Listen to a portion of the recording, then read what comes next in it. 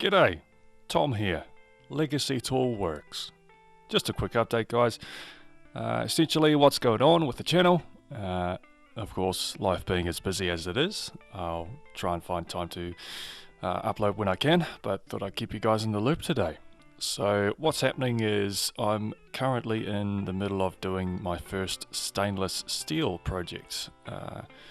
It's a small kitchen knife, so I'm kind of learning as I go along. It's great fun, don't get me wrong, but certainly presents its challenges. So that'll be in the next episode. It is a kitchen knife, so first time dealing with stainless, and also first time dealing with kitchen utensils or creating them, so that'll be fun. What's coming up down the pipeline after that will be two things.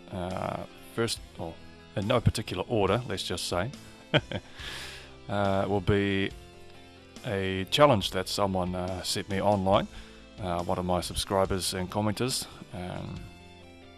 Samuel, he essentially outlined, hey, make a mini katana knife, or what I coined as a mini tana.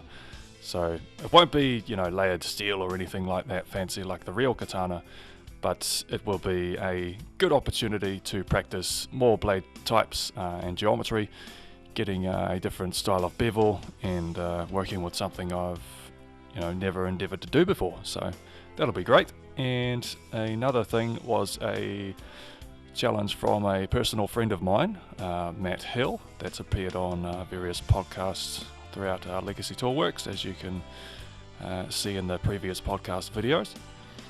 He has set me a restoration challenge. So he acquired an old school utility folding knife, approximately 4-inch blade length.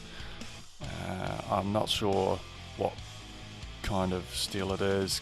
It's quite old school, so it's probably, let's just say, maybe German carbon steel or a German type of stainless. I'm not too sure. I'll have to take another look at it. Essentially, that one is a restoration, so I'll take it apart as best as I can and remove all the rust and get it all shipshape and shiny. So that'll be great. The thing is, I've never dealt with a restoration project before in my life, so yet again, it's another first. But I'm looking forward to it. Okay, I think that shall do for today.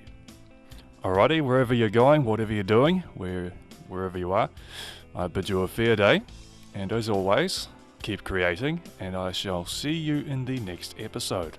Ciao for now.